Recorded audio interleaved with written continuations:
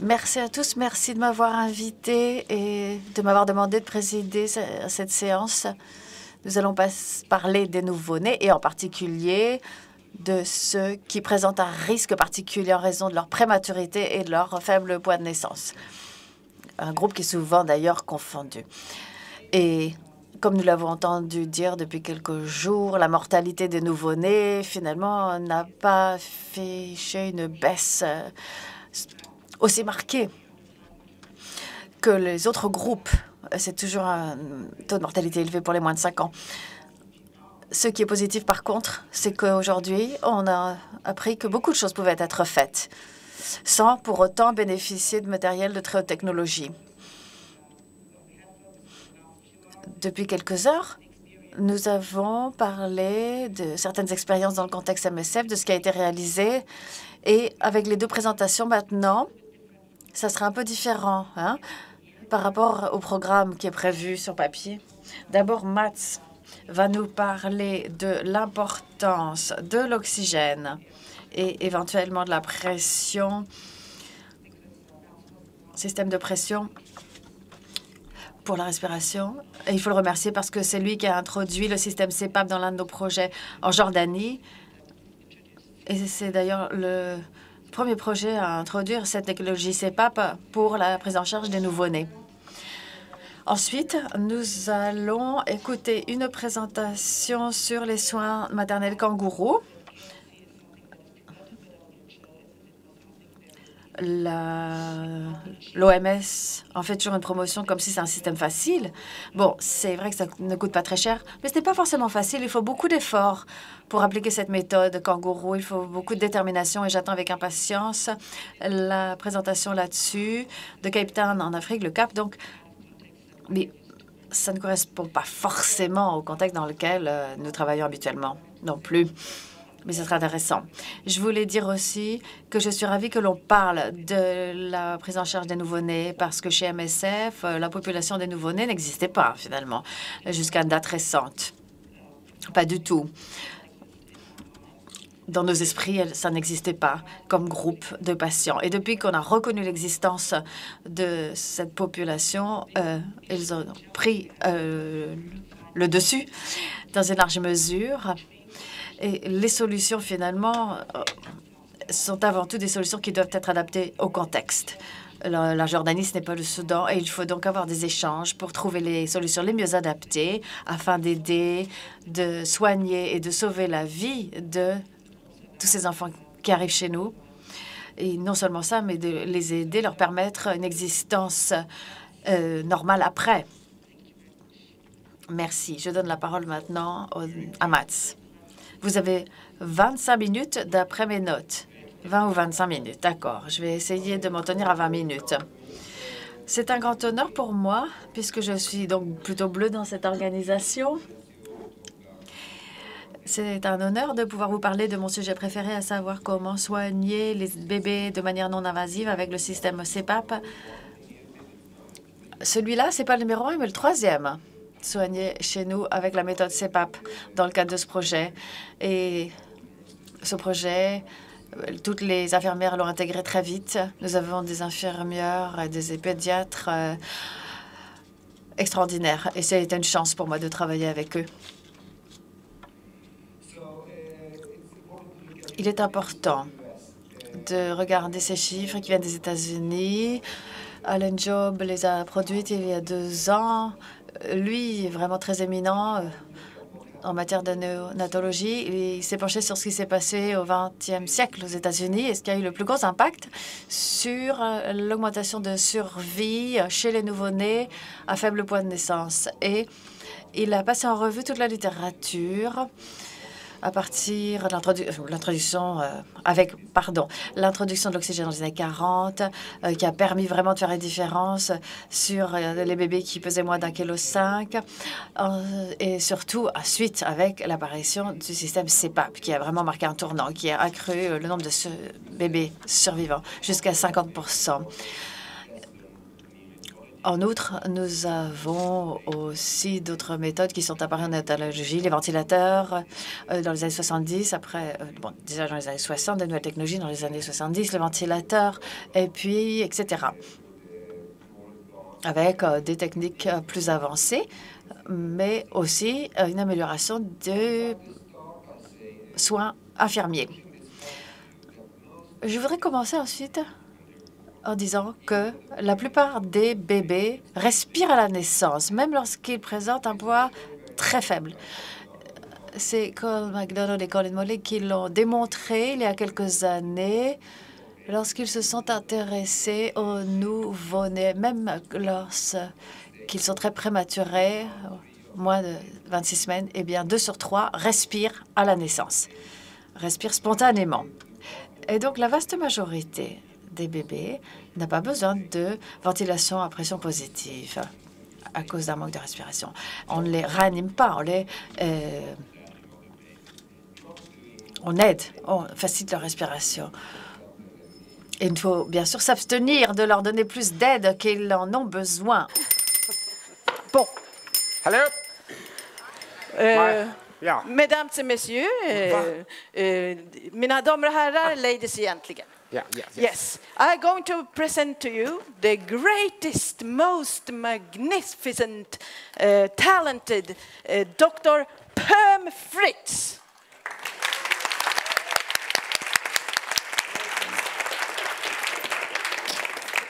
His abstract is going to be about brain surgery. So it's the latest things in brain surgery. So you're lucky to be here. Are you ready, Yes. Dr. Perm Fritz? Yes. All right. Okay. Okay, sorry.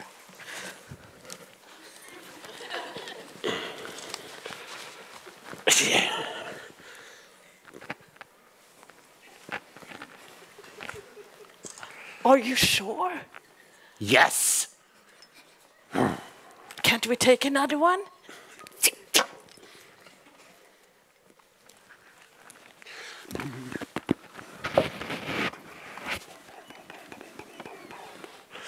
Yes, this is the first time I perform with this experiment. But, we do it on a clown head today. If you don't understand what I say, you can ask your neighbor to transpiration, because my English is not so good. Yes. Oj, oj, oj, oj, oj, oj, oj, oj,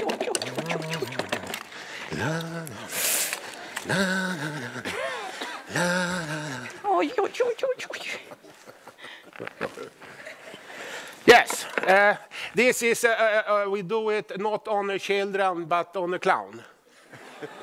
Yes, it's a sad clown, but then after, she is very happy, I hope. Okay.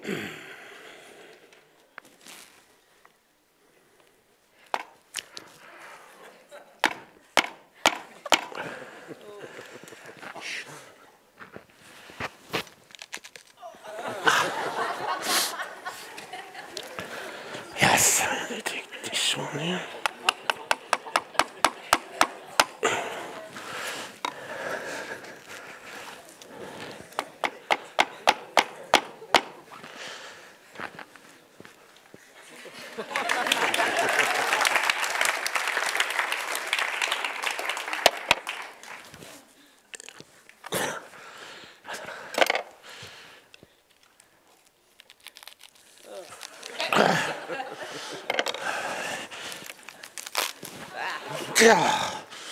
Okay. I'm a little bit nervous now. Okay.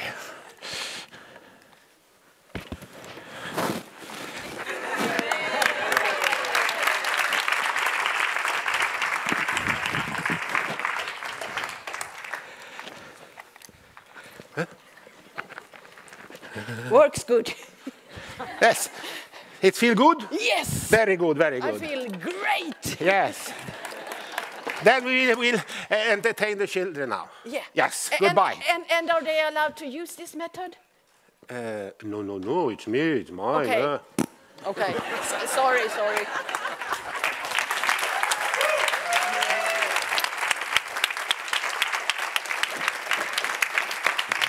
Dr. Pram-Fritz!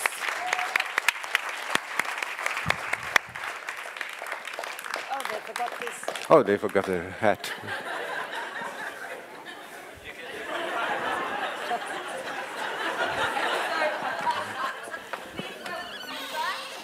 Dr. Pram-Fritz and Milda Matilda.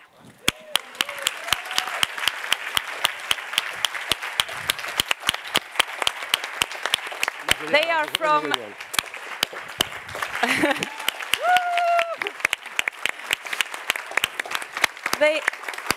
Milda Matilda.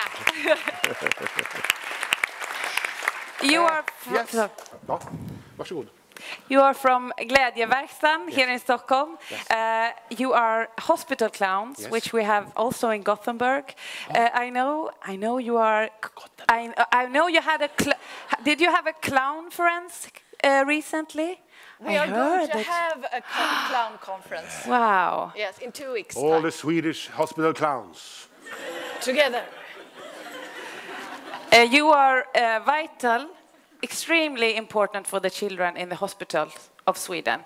And we thank you very much. You meet 25,000 children every year. Yes, Is that we do. true? Yes, it's true. Incredible. Actually. Thank you very much. And thank you for letting us be here. Yes. Good luck.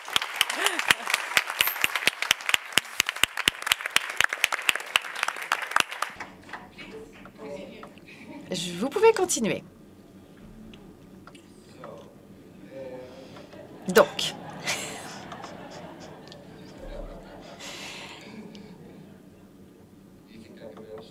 je ne sais pas si je vais y arriver après les clowns.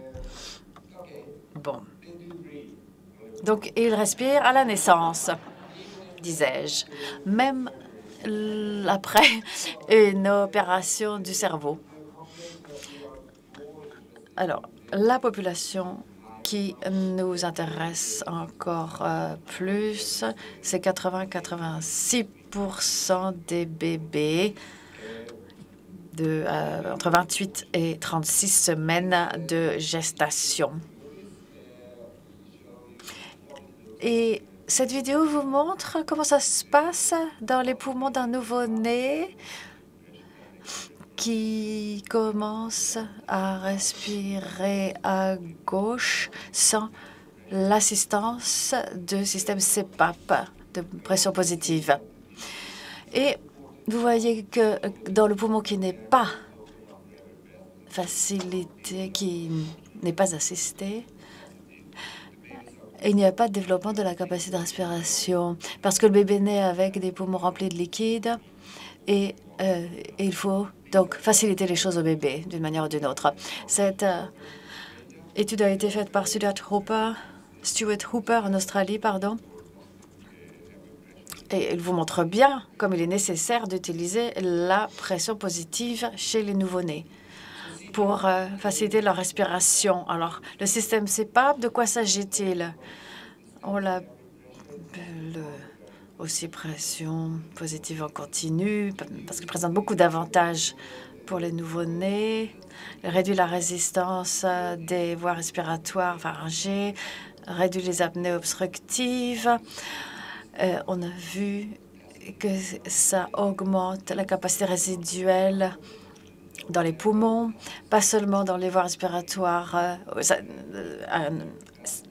C'est bénéfique pour les voies respiratoires supérieures et inférieures.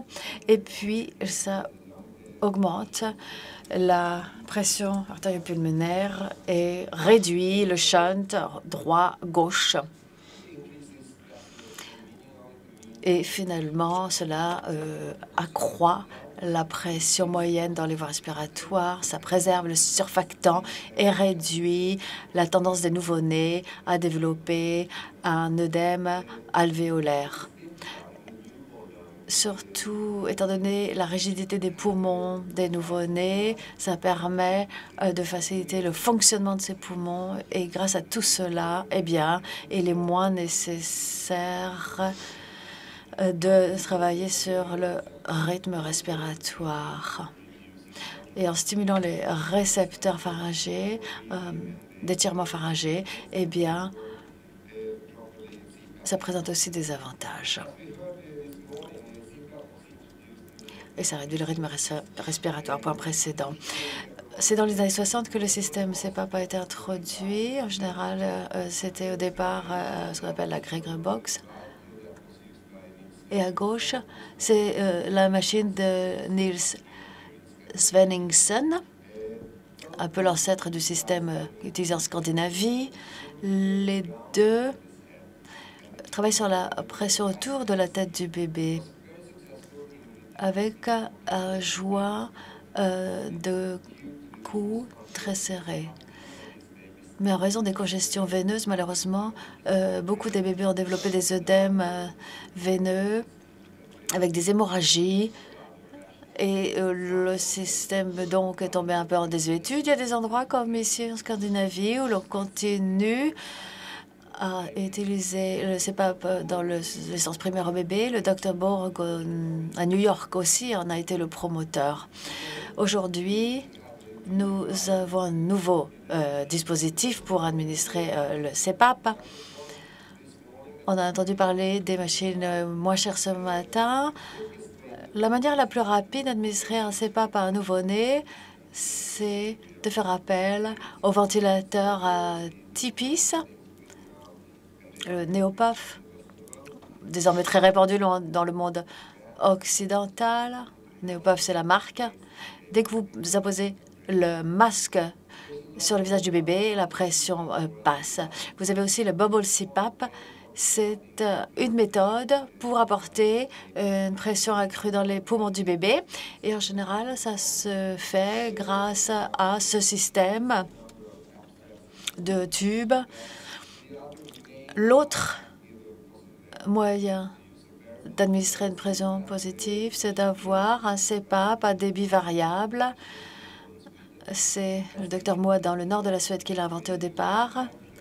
Un débit élevé est appliqué pendant l'inspiration avec un réglage pendant l'expiration qui doit ralentir le rythme respiratoire. Et à Irbid, en Jordanie, c'est ce qui est utilisé dans le projet. Vous pouvez le combiner avec, par exemple, la méthode kangourou et avec différents systèmes dans des environnements à faibles ressources.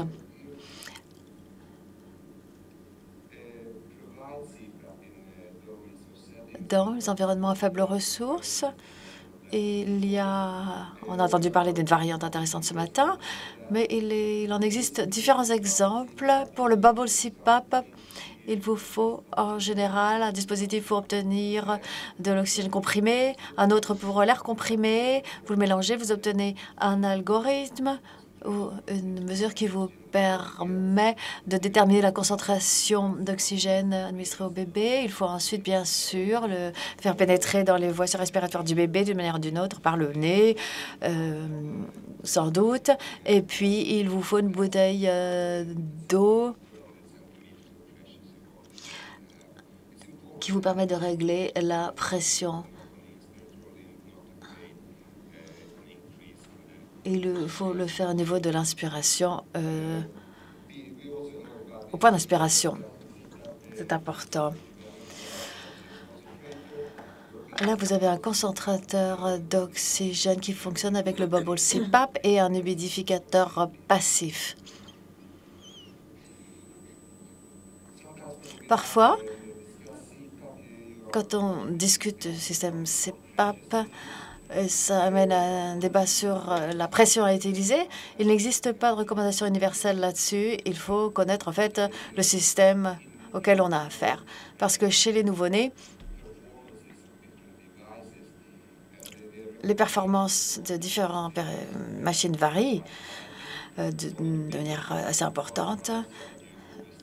L'une des études vous dit de commencer avec 8 cm au départ. En général, nous, c'est 5 à 6 cm de CPAP.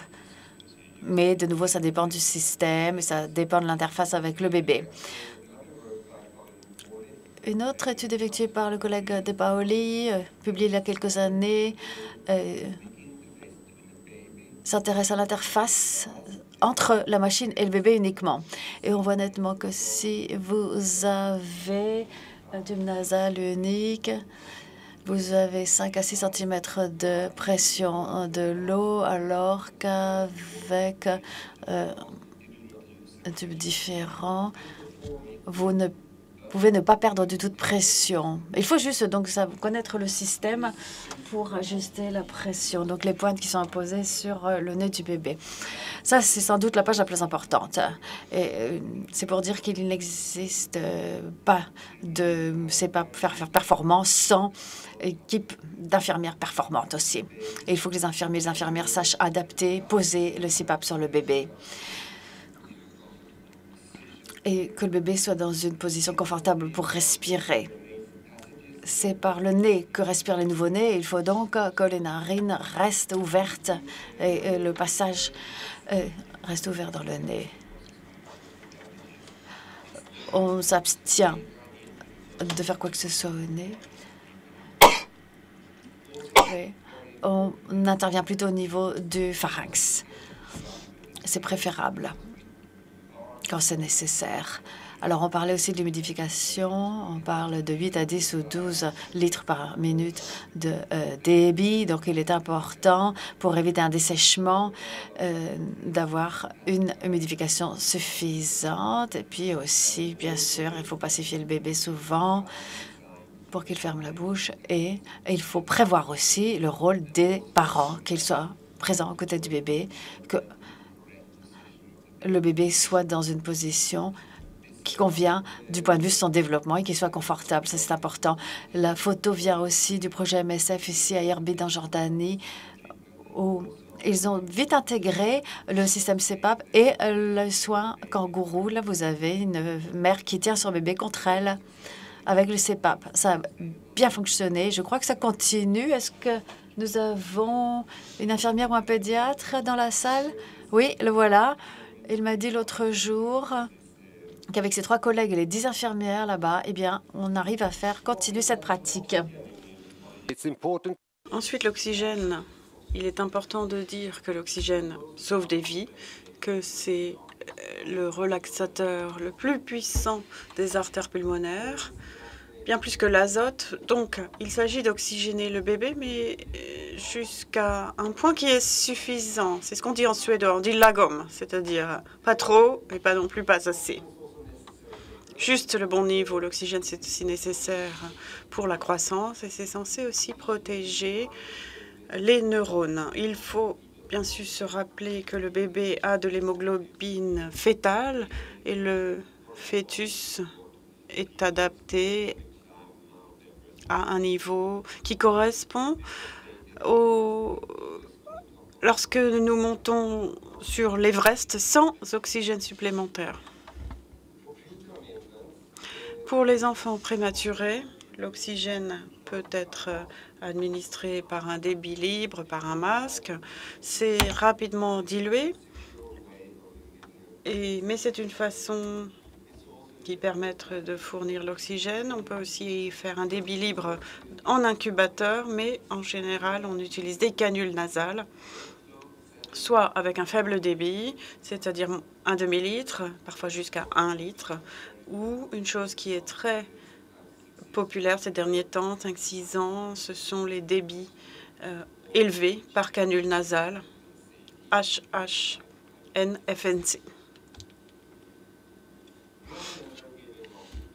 Lorsqu'on donne de l'oxygène aux prématurés, il faut toujours vérifier la saturation. Je ne peux pas le souligner assez.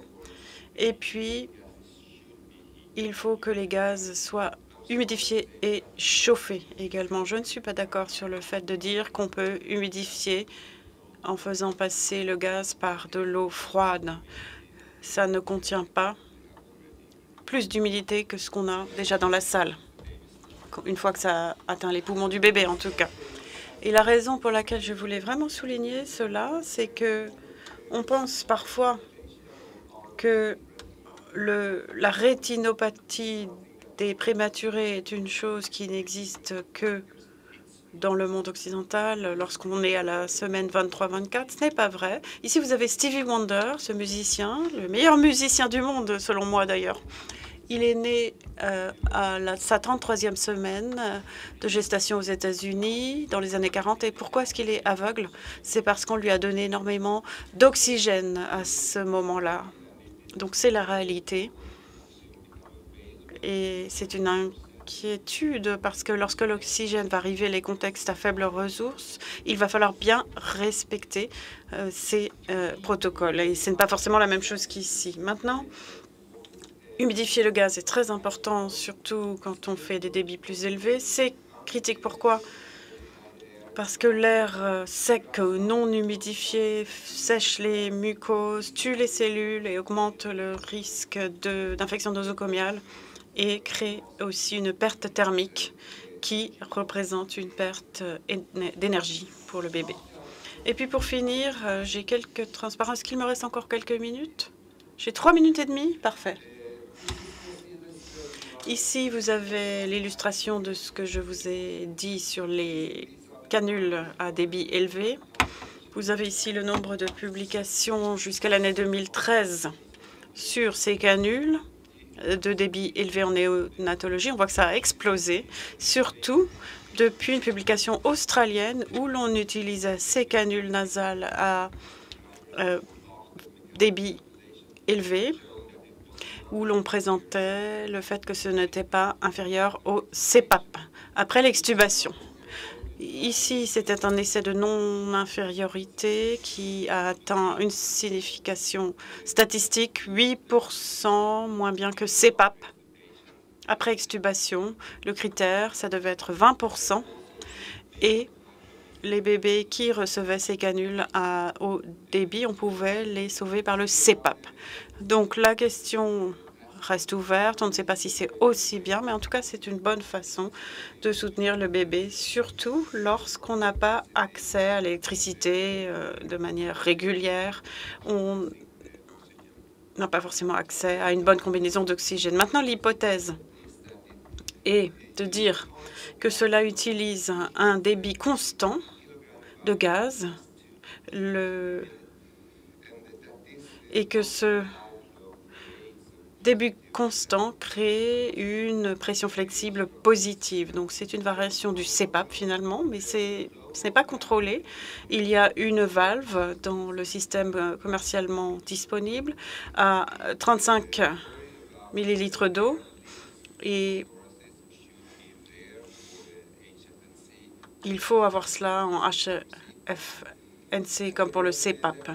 Et puis, le niveau de cette pression flexible produite par le CPAP ou le HFNC dépend de la taille du bébé, dépend du débit des gaz et de la taille de la canule, etc. Donc, on ne sait pas exactement ce qu'on fait, mais dans les études qui ont été faites, on peut mesurer la pression jusqu'à 45 cm si l'on a un flux de 7 cm. Mais c'est variable. Maintenant, quel est l'avantage de ces canules à haut débit? Elles sont chauffées, elles sont humidifiées, donc on évite le problème au niveau des mucoses dont je vous ai déjà parlé. Quand on a ce débit, ça couvre les problèmes de ventilation pour le bébé. Avec des débits moins élevés, 1 demi-litre ou 0,75, on a une dilution rapide, c'est-à-dire qu'il faut savoir qu'il faut monter assez élevé au niveau de l'oxygène pour avoir le FiO2 au niveau des alvéoles, qu'on cherche en tout cas. En tout cas, le débit d'oxygène va permettre aussi au bébé de mieux respirer en faisant moins d'efforts. Et par rapport à CPAP où le masque est très proche, quand on utilise la canule, on n'a pas besoin de cela. Il est même recommandé que le bébé ait la bouche ouverte parce que le flux constant de gaz permet de lessiver l'espace créé par le dioxyde de carbone. ce qui est un problème parfois.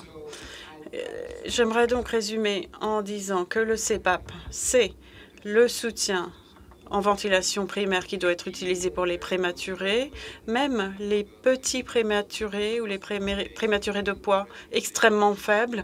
Les recommandations sont de donner le CPAP. Pas besoin de les intuber immédiatement ou de donner des surfactants, mais il faut... Bon, ça, c'est un petit peu à l'extérieur de notre sujet ici, au Congrès. Il n'y a aucun système CPAP qui ait donné de meilleurs résultats que d'autres. On a parlé du bubble CPAP, disant que ça créait un mouvement d'oscillation qui correspond à une ventilation à haute fréquence. Ce n'est certainement pas le cas, en tout cas probablement pas, mais c'est souvent cité. Ces petites pointes binasales courtes sont la meilleure interface entre la machine et le bébé. Et quand on utilise des débits plus élevés, avec tous les systèmes CPAP, mais aussi les canules, les gaz de respiration doivent être chauffés et humidifiés et la saturation doit être contrôlée pour les prématurés lorsqu'on leur donne de l'oxygène. J'ai peut-être eu l'air de critiquer les canules, mais je pense cependant que c'est un bon appareil chez MSF. Je pense que son utilisation va être de plus en plus importante dans les 3 à 4 prochaines années. J'aimerais m'arrêter maintenant. Merci de m'avoir écouté. Je peux répondre à des questions si vous en avez.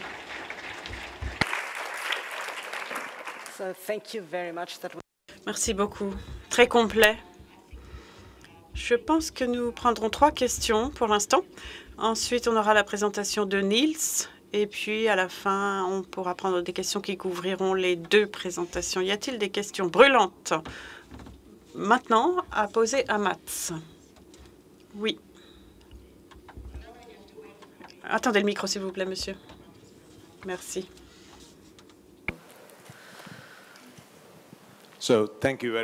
Merci, Mats. Une présentation fascinante.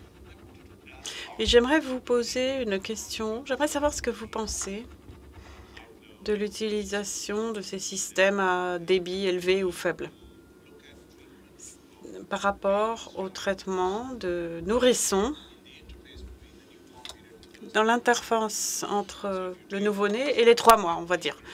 Donc, ces défaillances respiratoires qui existent chez les nourrissons, on a des résultats qui nous viennent du Bangladesh, par exemple, où il y avait des pneumonies sévères. Est-il possible, dans ce genre de contexte, d'avoir un appareil qui puisse être utilisé pour les nouveau-nés et les nourrissons à l'aide de ce principe? Je pense que oui. Le Vapotherm dont j'ai parlé, qui est disponible sur le commerce avec un débit élevé, peut être utilisé pour les nouveau-nés, les prématurés, les petits bébés, les bébés un peu plus âgés. Je crois qu'on peut faire jusqu'à 12 litres par minute. Et donc ça pourrait correspondre à la majorité des enfants de moins de 5 ans. Je ne sais pas si c'était ça votre question, en fait.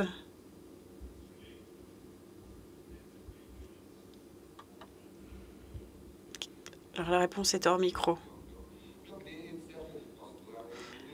C'est possible. On échange les dispositifs entre la pédiatrie et les urgences.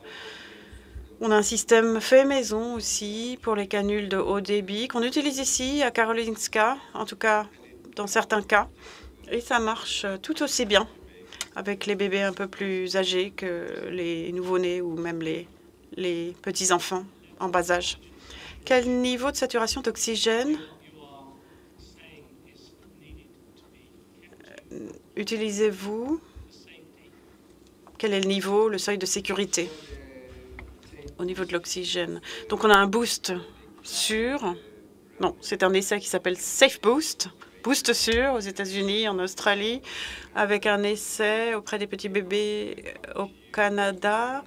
Et selon ces essais, on a randomisé les bébés avec une utilisation élevée, 92 à 95, ou faible, 88 à 90 au niveau de la saturation. Et là, on voulait montrer que c'était sûr d'aller jusqu'à 90, mais en fait, leur mortalité a augmenté. Il y a beaucoup de données à ce sujet. Je pense que vous connaissez d'ailleurs cette étude. Donc aujourd'hui, la majeure partie des unités, en tout cas chez nous en Suède, on fait 90 à 95. On a observé une augmentation de la fréquence de ROP. Ça, il faut le savoir. Et ceux qui travaillent en ROP, ils se demandent aujourd'hui s'il faut utiliser ce type de saturation, 90-95, pendant les 2 premières semaines, chez les bébés à faible poids, et après passer de 92 à 96. Oui, ça, c'est la gamme normale.